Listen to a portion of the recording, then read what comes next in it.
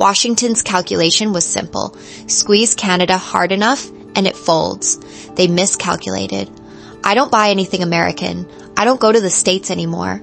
That's an ordinary Canadian consumer responding to a trade war she didn't start.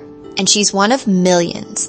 Across the country, individuals and businesses are actively building friction where there used to be a seamless border, canceling orders, rerouting supply chains, rejecting American goods with quiet, deliberate finality.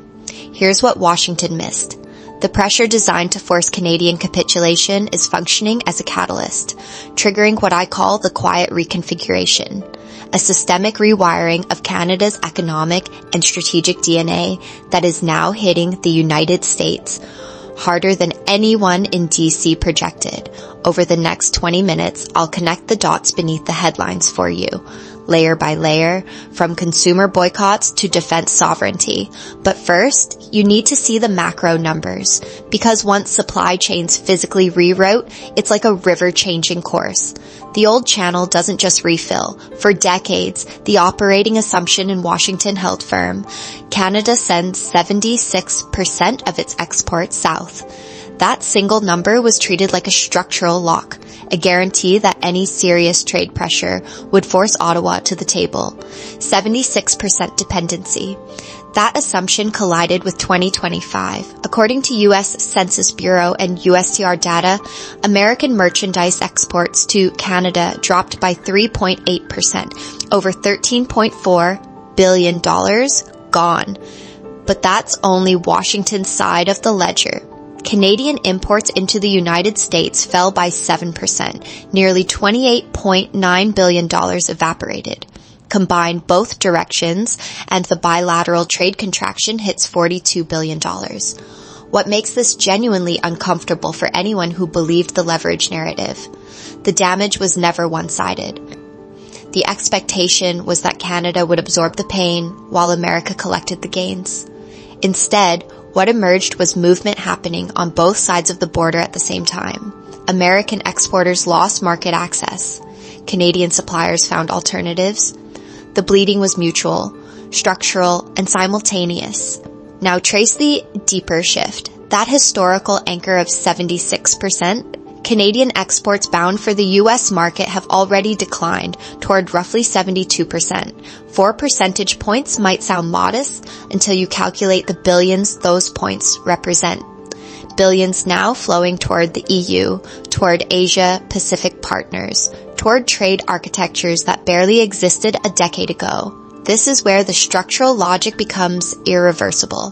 When two economies are this deeply interwoven, shared manufacturing sequences, just-in-time logistics crossing the border thousands of times daily, you can't erect significant barriers and expect simple compliance. What you trigger is uncoupling. Companies don't wait for the political climate to improve. They re-engineer supply chains, they sign new contracts with new partners, and every one of those decisions generates its own gravitational pull. That's the critical insight. This isn't a political spat that resolves with a handshake at a summit. Once billions of dollars in trade physically reroute, new ports, new contracts, new logistics infrastructure, pulling them back becomes extraordinarily expensive and strategically irrational for everyone involved. The concrete has already set. This is the first visible layer of the quiet reconfiguration, the macro fracture. The moment the foundational assumption that Canada had no real choice cracked against $42 billion of cold bilateral reality. But the spreadsheets only capture half the story, because the most devastating multiplier in this entire realignment isn't unfolding in trade ministries or corporate boardrooms, as is happening at the checkout counter. In the quiet, deliberate decisions of millions of ordinary Canadians choosing, one purchase at a time, exactly where their money goes. In the first place that purchasing power landed was the liquor store shelf. In early 2020, within weeks of the tariff escalation, nearly every Canadian province, except Alberta and Saskatchewan, made the same uncoordinated decision. American alcohol was pulled from provincial liquor store shelves, removed entirely, existing inventory emptied out, and the profits from those final sales donated to charity. Think about what that signals. This wasn't a calculated financial penalty designed to be walked back at the negotiating table. This was a province by province, shelf by shelf rejection, a $1 billion U.S. export market, according to BBC News and CBC reporting, effectively wiped out overnight by liquor board managers and provincial premiers reading the room. And that distinction matters enormously. Because here's the mechanism that makes this layer of the quiet reconfiguration so much more dangerous than anything happening at the federal level. Federal tariffs are negotiable. A president signs them in, a president can sign them out. Lobbyists work the halls of Congress, trade envoys cut deals. That's the playbook Washington understands. Public sentiment. You cannot lobby 38 million people out of their anger. When consumer disgust aligns with provincial buy local campaigns, when the checkout counter and the policy office are pushing in the same direction, you get something no trade negotiator has a tool for, an immediate, organic, and essentially impenetrable wall against foreign goods. This is demand destruction operating on two levels simultaneously. The provincial alcohol bans were the blunt instrument, state enforced, immediate, total. But the real multiplier is what happened everywhere those bans didn't reach. In grocery aisles, where shoppers started checking country of origin labels, in restaurants where American brands quietly disappeared from drink menus. Even in Alberta and Saskatchewan, the two provinces that kept American alcohol on shelves, consumers made the choice themselves. Millions of micro decisions compounding daily, no enforcement required. And because this layer of restructuring happens organically, voluntarily, emotionally, culturally, it locks in. Once consumer habits change by choice rather than by mandate, they become far more durable than any policy-driven adjustment. The new preference becomes the default. The old brand doesn't get a second audition. So Washington faces a problem it genuinely has no precedent for. The usual levers, renegotiation, exemptions, diplomatic charm offensives, all target governments and institutions. None of them reach the shopper scanning a grocery label, the restaurant owner rewriting a menu, or the Albertan who could buy the American bourbon, but simply doesn't anymore. But here's where this entire story takes a turn most people haven't seen coming. Because boycotting a brand is reversible. A consumer can always change their mind next Tuesday. What happens though when the same instinct, this same reflex to sever dependence migrates from the shopping cart to the server room? When the question is no longer about what Canadians buy, but about where an entire nation's most sensitive defense and surveillance data is physically stored? That shift is already underway. And it changes everything. Consumer boycotts redirected spending. Trade agreements began shifting toward new partners. But those were economic reflexes, measurable, visible, and ultimately reversible. The third layer of the quiet reconfiguration runs deeper, and it was the tariff crisis itself that forced it into the open. When Washington imposed unilateral tariffs on its closest ally and showed zero hesitation leveraging economic pressure for political ends, it didn't just disrupt trade flows. It shattered a foundational assumption inside Canada's defense establishment that allied means safe, and that fracture landed squarely on the single largest defense procurement decision in the country's history. Canada's multi-billion-dollar fighter jet replacement had long pointed toward one outcome: Lockheed Martin's F-35, American-built, NATO standard, the default.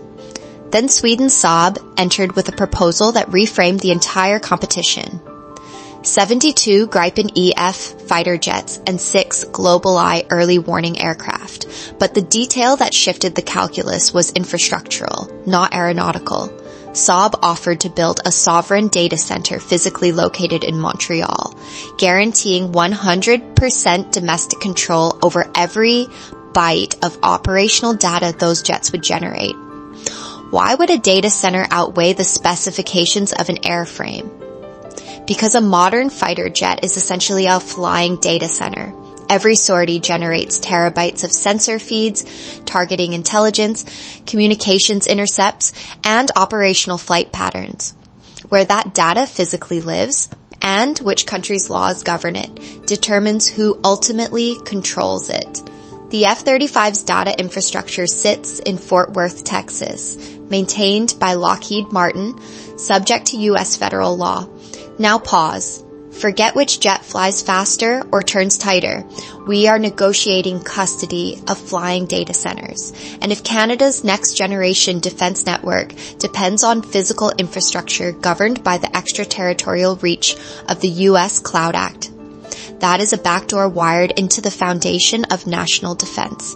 This is precisely where the assumption of allied technical safety fractures into a crisis of sovereign control. The Clarifying Lawful Overseas Use of Data Act empowers American authorities to compel any company under U.S. jurisdiction to surrender data stored on its servers, regardless of where that data physically sits, regardless of whose citizens generated it. For Canada's defense establishment, the implications are concrete. Every flight pattern logged by an F-35 over Canadian Arctic airspace. Every intelligence intercept processed through Lockheed systems. Every tactical communication routed through Fort Worth infrastructure. All of it falls within the statutory reach of a government that had just demonstrated its willingness to weaponize economic leverage against the very ally whose skies those jets would defend.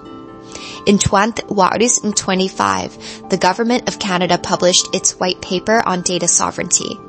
By 2026, samarhalit 26 BLG and Osler, two of Canada's most authoritative legal practices, released detailed analyses reinforcing a clear mandate. Domestic public cloud and defense data must be managed exclusively by providers insulated from foreign jurisdictional reach without explicit Canadian consent. The framework's own language captures the shift. The question is no longer only about technical safeguards. It is about the fundamental structure of control. Washington noticed. The U.S. 2026 National Trade Estimate Report flagged Canada's data localization requirements as a trade barrier. For the first time ever, the United States government officially categorized an ally's effort to protect its own defense data as an obstacle to American commerce. That single-line item in a bureaucratic report reveals the depth of the fracture more precisely than any headline could. What's unfolding is Canada systematically weaponizing its procurement budgets. Every major technology and defense contract now passes through one filter. Does this break path dependence on U.S.-centric systems? Cost efficiency has been demoted. Guaranteed sovereign control is the new non-negotiable criterion across military platforms, cloud infrastructure, and institutional technology procurement simultaneously. But recognize the shape of what we've mapped so far. Consumer boycotts, trade redirection, defense procurements, pivots, data sovereignty mandates. Every layer of the quiet reconfiguration has been reactive, a defensive reflex triggered by external pressure. Defense by nature holds a line. It doesn't move one. The question that determines whether this restructuring endures or quietly fades is simpler than you'd expect. Where does the capital physically flow next? Because the real transformation begins when defense hardens into offense, when investment starts building alternatives that didn't exist before.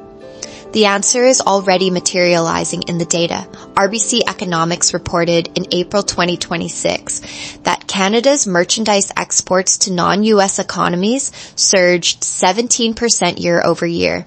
17%. Meanwhile, US-bound exports dropped by 10%.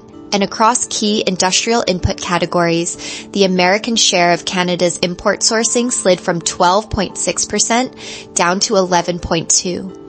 Those numbers aren't noise. They're the signature of a flywheel spinning up. For decades, Canada's economic model operated on a simple conveyor belt. Extract raw resources, nickel, lithium, cobalt, pipe them south across the border, let American factories capture the value-added margins. That arrangement worked when the relationship was stable. The moment Washington weaponized trade access, it exposed the conveyor belt for what it always was, a single point of failure dressed up as a partnership. So capital started moving, and it moved with intent. Canada fast-tracked its domestic critical minerals strategy, policy mandates that translated directly into physical infrastructure. Major investments poured into nickel processing and local battery manufacturing. The Crawford Nickel Project in Northern Ontario is the clearest example. This facility isn't designed to ship raw ore to someone else's refinery. It's built to produce processed, battery-grade nickel on Canadian soil. That distinction matters far more than it might appear, because of who it cuts out. China dominates global midstream mineral refinement, the critical processing step between raw ore and usable battery-grade material.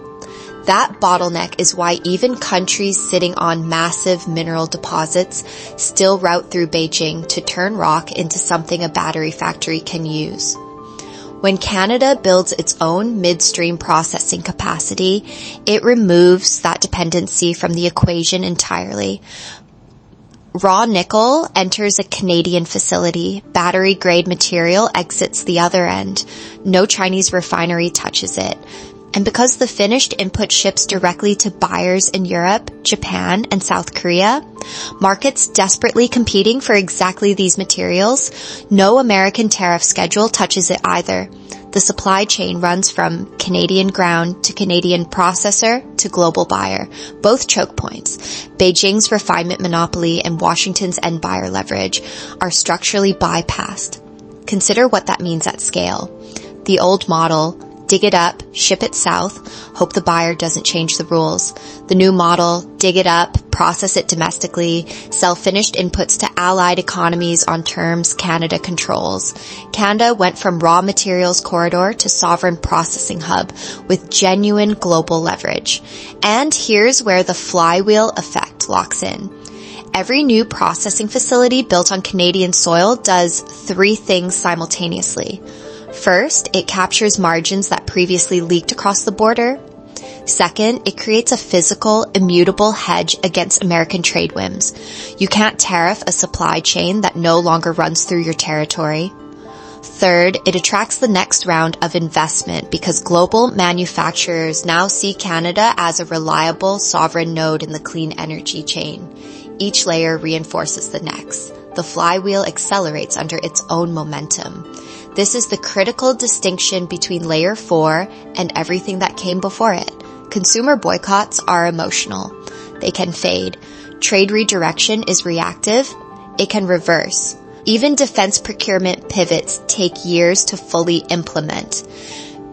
But physical processing infrastructure, once you pour the concrete, once you commission the facility, once the contracts are signed with European and Asian buyers, that capacity doesn't migrate back south because a new president tweets a friendlier tone. It's permanent. It's structural. It's the precise point where the quiet reconfiguration stops being a reaction and starts being a strategy. That macro shift doesn't stay abstract for long. It shows up in procurement spreadsheets and boardroom decisions. For those of you working in manufacturing, tech, or logistics, are you seeing this quiet reconfiguration in your own company's supply chains? Drop a comment if your leadership is actively shifting away from U.S. single sourcing. I'm genuinely curious how deep this runs at the operational level. Now, we've spent 4 layers mapping how American tariffs pushed Canada into building exactly the kind of diversified, self-reinforcing economic architecture that makes it structurally less dependent on the United States. Consumer behavior, trade flows, defense procurement, industrial capital. Every layer pulled further from Washington's orbit. But tariffs have 2 ends. They redirect the target's economy, yes. They also land somewhere inside the country that imposed them, and the place these tariffs landed hardest. That might just be the last zip code Washington expected. The political narrative around tariffs runs on one core assumption: the exporter pays. The foreign company absorbs the cost. The domestic economy walks away clean. In a world where supply chains split neatly along national borders, that logic might hold. North American supply chains don't split neatly. They're fused. A single auto part can cross the U.S. Canada border 6 or 7 times before it reaches a finished vehicle. Aluminum smelted in Quebec feeds into Boeing fuselages assembled in Washington state. Canadian lumber frames American homes from Maine to Arizona. Each crossing is a taxable event, and each tariff compounds on the previous one, layering cost on cost through every stage of production. By the time the finished good reaches a showroom or a store shelf, the cumulative markup has multiplied well beyond the nominal tariff rate. The cost doesn't skip past Ottawa and land once. It lands repeatedly, migrating through factory input prices, wholesale markups, and ultimately onto the grocery bill of a family in suburban Ohio. The Federal Reserve quantified exactly how hard. Fed's notes analyses published through 2025 and into 2026 confirmed that these tariffs drove core goods PCE inflation, the Fed's preferred price stability gauge, dollar for dollar. Every percentage point of tariff pressure translated directly into an equivalent consumer price increase on the American side. The conclusion was unambiguous. Trade policy explained virtually all of the excess localized goods inflation the United States experienced in 2025. That finding exposes a structural contradiction at the center of U.S. macroeconomic management. The Federal Reserve, the single institution whose entire mandate centers on controlling inflation, was tightening monetary policy against price pressure being simultaneously generated by its own government's trade policy. Two arms of the same system pulling in opposite directions, one raising the cost of borrowing to slow demand, the other raising the cost of goods at the supply chain route. The net effect was a feedback loop where each rate hike lost a measurable fraction of its cooling power to tariff-driven input inflation hardwired into cross-border production. This is the dimension that never surfaces in the political talking points. Tariffs were marketed as leverage over a trading partner. In practice, they operated as a regressive consumption tax on American households, landing hardest in the exact goods categories where cross-border integration runs deepest: food, automotive components, building materials. The cost landed squarely on American consumers and American manufacturers, absorbing structural friction imposed by their own government's policy.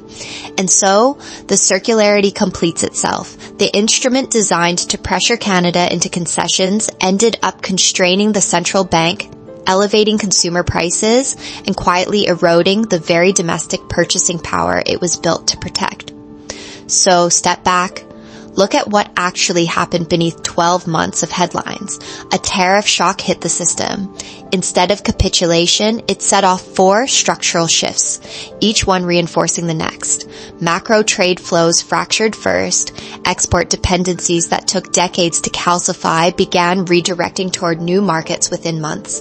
Then consumers moved independently, rewiring purchasing habits into a geopolitical signal no policy paper authored. From there, the defense establishment looked at its data infrastructure, recognized sovereign intelligence sitting on foreign jurisdiction servers as an existential vulnerability, and started physically separating from U.S. cloud architecture. Industrial capital followed, critical mineral projects, processing capacity, physical investments you don't unwind with a phone call. 4 layers of internal reconfiguration, and then the external consequence. The pressure instrument curved back on the country that deployed it, quietly taxing the very consumers it claimed to protect. This is the Quiet Reconfiguration framework, and here's what it clarifies. The real measure of geopolitical strength was never about winning a headline trade dispute. It's institutional patience. The capacity to permanently rewrite your dependencies while the other side is still arguing over tariff percentages. That's your mental model now. If you're navigating this rewired landscape in trade, in policy, in investment, this framework cuts through the noise and reveals where the real shifts are happening. If connecting these dots sharpens how you read what's coming next, subscribe. This reconfiguration is accelerating, and the next set of dots is already forming.